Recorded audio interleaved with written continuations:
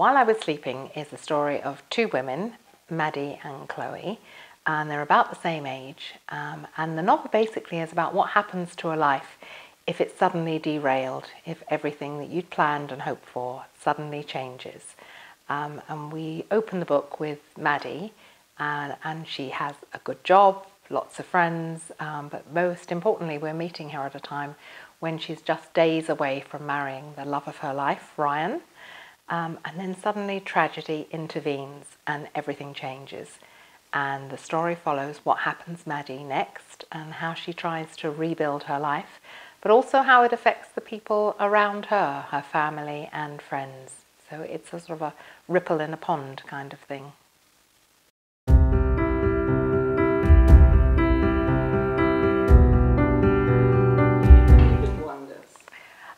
Yeah, well, the doctors call Maddie the miracle girl in the book, and so she is a miracle.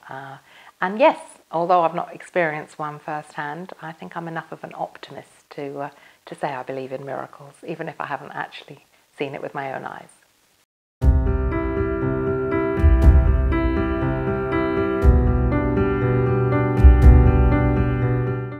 Yeah, absolutely right. Fate fascinates me, and it is a big topic in this novel and pretty much in most of my other books as well. I love exploring the way that fate intervenes and changes somebody's life, their future and their plans. Fate's so capricious. I think there's a reason why we call the expression a twist of fate, because it is almost dangerous and unexpected the way that it can twist your life around. So yes, I met my husband, who I've been married to now for 34 years, because of a twist of fate. So I definitely believe that fate has a big part to play in our lives.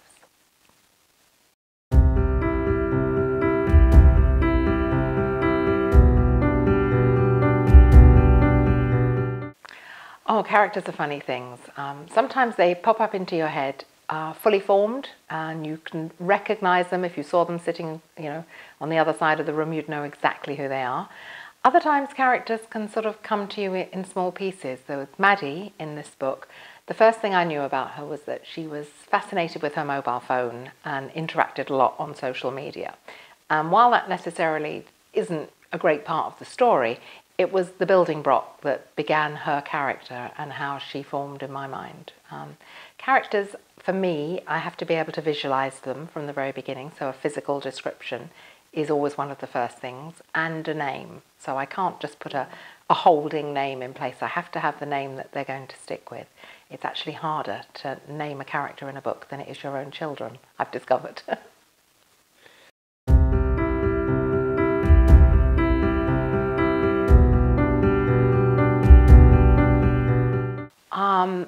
For Maddie, I admire her strength and her resilience. She's had something devastating happen to her.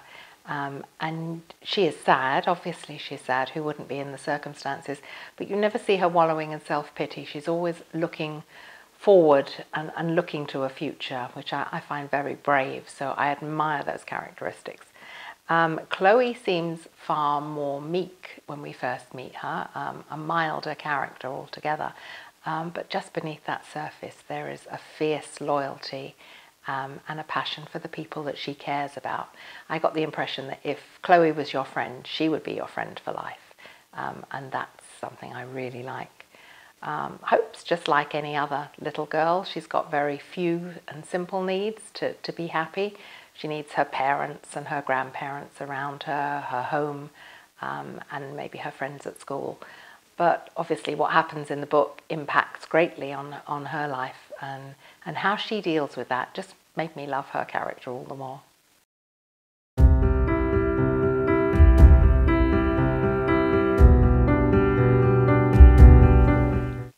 Bev is an amazing person. She is probably the kindest and bravest person that I've ever met. I've known her for quite a long time, decades now. And she's had some pretty awful things to go through, and they have left no scar, no visible trace on her personality. She is as bright and sunny and cheerful as ever. A lot of the things that happen to some of the characters in the book have actually been Bev's own experiences. There's a particular scene of mine, which is a favourite, the sports day scene, and that is almost, word for word what happened to Bev. So Bev is Chloe and Chloe is Bev, and everybody should be lucky enough to meet a Bev in their life. It was an honour to dedicate my book to her.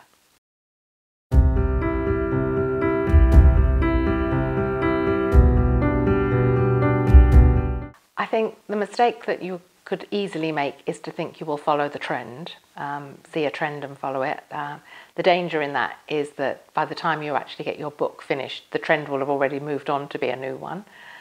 So I think you really have to write the book that's in your heart, the book that's in your head, the one that has its hooks in you, it won't let go.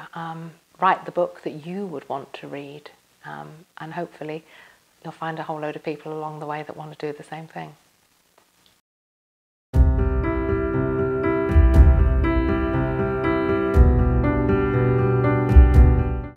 I would say in writing these books, which have obviously had life-changing events happening to my characters, that to seize the day, don't put anything off.